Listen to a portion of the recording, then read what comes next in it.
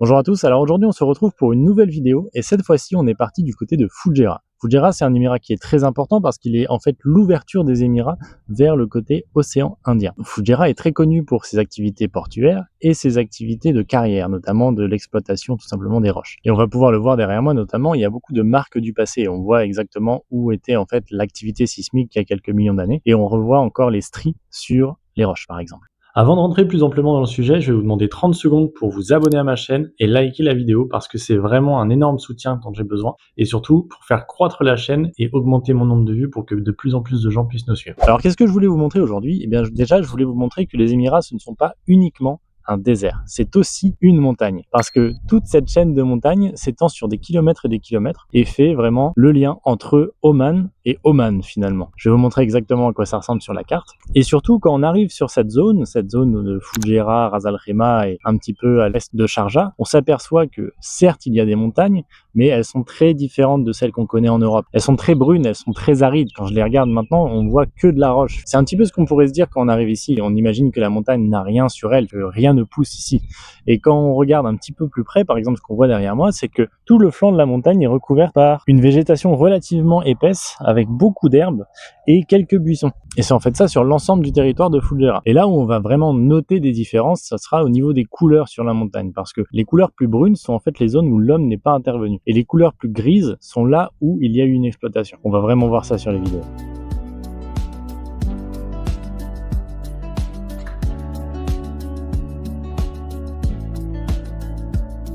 En explorant les montagnes, on peut se rendre compte que le gouvernement est très impliqué dans la stabilisation des roches.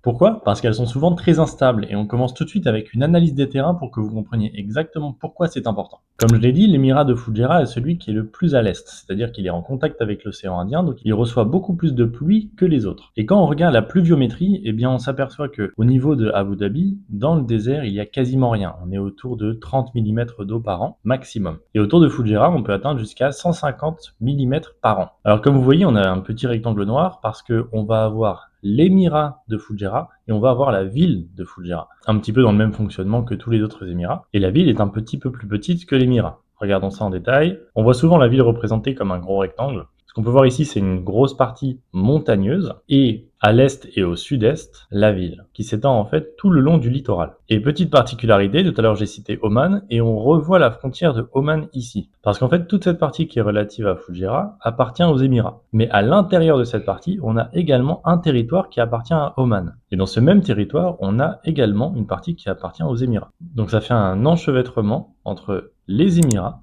Oman à l'intérieur, et les Émirats à l'intérieur de Oman. Et maintenant, si on se concentre un petit peu plus sur la ville, on voit que en violet, on a le port de Fujairah, en noir, on a l'aéroport, et tout autour, eh bien, une zone qui est résidentielle ou également de plantation, comme on peut le voir en vert. Mais ce qui est en fait important, c'est tous les points noirs que l'on voit le long des cours d'eau, parce qu'ils représentent des barrages, et il y en a plus d'une dizaine. Alors maintenant, essayons de comprendre ce qui se passe au fur et à mesure des années. On voit sur ce graphique que Fujairah reçoit en moyenne, sur les 20 dernières années, 100 mm d'eau par an. Alors certes, par rapport à l'Europe, ça représente à peu près 10 fois moins. Maintenant, sur cette région, c'est particulièrement dangereux, et on va voir pourquoi. Déjà parce que les pluies qu'ils reçoivent sont concentrées sur une toute petite partie de l'année. Ce sera l'histoire de quelques mois.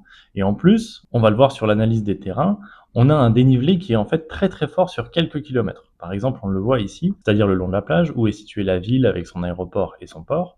Et juste après, on commence déjà à monter. Et vous voyez sur la partie en brun ici que le dénivelé est très très important. Et on passe très rapidement au-delà de 350 mètres. Sachant que sur les montagnes de Fujairah, les Hajar Mountains, on peut atteindre jusqu'à 1500 mètres d'altitude. Et on s'aperçoit notamment avec la carte à droite que la majorité des pluies sont concentrées sur la montagne. On le voit très nettement à gauche. On a jusqu'à 160 mm de pluie qui peuvent tomber sur la partie à gauche ou la partie à l'ouest, alors que la partie à l'est sera autour des 80, c'est-à-dire 2 fois moins. Et lorsqu'on regarde ensuite la carte de drainage de l'eau sur la montagne, on s'aperçoit qu'il y a plusieurs canaux où l'eau va en fait descendre, par exemple ici, en diagonale, ici et là. Et ça correspond exactement aux zones où l'altitude descend très rapidement. Donc pour résumer, on va avoir une grosse quantité d'eau qui va arriver sur le sommet de la montagne et qui va déferler très rapidement vers le centre de la ville. Et on voit que cette configuration peut créer de gros soucis, notamment par exemple en juillet 2022. Ce qu'on voit sur l'image, c'est le barrage sud de Wadi Ham, où en fait ce barrage a débordé parce qu'il y avait trop d'eau au même moment. Et ça a créé également de grosses problématiques pour la ville parce que si on regarde en détail les zones qui avaient été touchées à l'époque, eh bien on voit principalement que les inondations ont touché le cœur de la ville. Alors, ici on a donc l'aéroport, ici on a le port pour rappel, ici on a la free zone qui est la free zone de Fujairah, et on voit très bien le ruissellement de l'eau ici sur les cours d'eau bleus. Et les couleurs vont nous montrer quelles sont les zones qui sont plus ou moins vulnérables à l'eau. Et ce qu'on voit, c'est que toute la partie rouge correspond en fait à la ville, et que toute la partie bleue, verte et orange, dirons-nous, correspond aux montagnes. Donc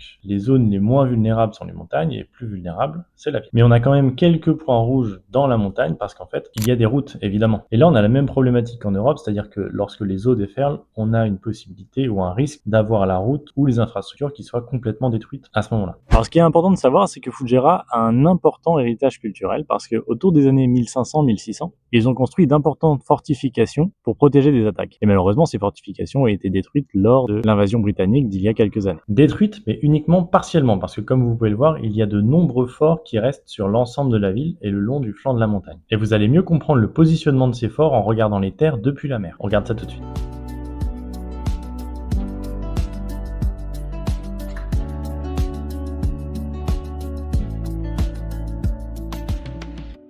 Les forts sont en fait contenus sur tout le long de la montagne, qui est très proche de la mer. Et n'oubliez pas également qu'on a un port qui fait partie de la ville, et c'est pour ça qu'on peut voir de nombreux bateaux le long du rivage.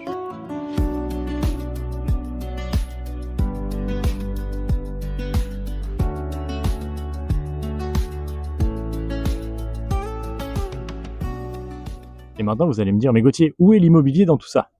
Ça arrive tout de suite. Déjà, première constatation, le coût de la vie est beaucoup moins élevé ici par rapport à d'autres émirats. Dans le premier, il va correspondre au développement des infrastructures. Donc forcément, la gestion de l'eau et des transports. À l'instar de Dubaï, Fujairah va créer un réseau d'assainissement des eaux de pluie de 77 km. Et un exemple qui va être très parlant pour la partie transport et amélioration des transports, c'est la création d'une station de Etihad Rail, qui va être le train qui va relier l'ensemble des Émirats. Donc Fujairah aura une des 11 gares des Émirats, et ce sera le terminus. Et ces opérations devraient démarrer autour de 2026. Ensuite, second point, puisque la population va augmenter et qu'ils souhaitent la faire augmenter, ils vont accroître l'offre de logements, d'hôtels et de parcs au sein de la ville. Par exemple, ce qu'on peut voir sur le site internet, c'est qu'ils vont créer 8800 maisons et 1500 chambres d'hôtel. Pourquoi? Parce qu'ils veulent atteindre 500 000 habitants d'ici 2040. Et si on se base sur à peu près 10 000 par an, c'est totalement faisable. Ensuite, troisième point, ils veulent également moderniser les services publics et sanitaires. Donc, pareil, sur le site internet, on voit que ils veulent améliorer les infrastructures de transport et d'hébergement. Et pour cela, ils vont prévoir un budget d'à peu près 1,5 milliard de dirhams. Donc, si on fait simple, à peu près 400 millions d'euros. Et bien entendu, quatrième point, ils vont soutenir le commerce local,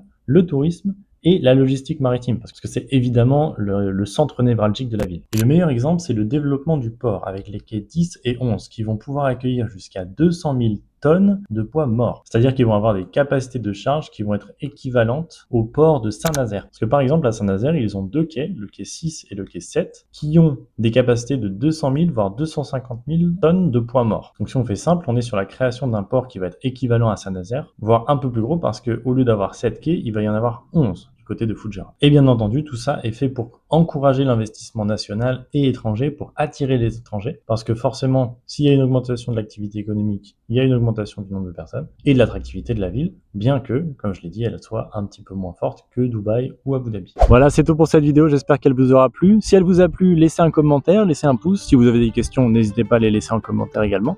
Je me ferai un plaisir de vous répondre. Et puis en attendant, je vous dis à la semaine prochaine. Et puis moi, je profite un petit peu du coucher de soleil. Allez, à plus!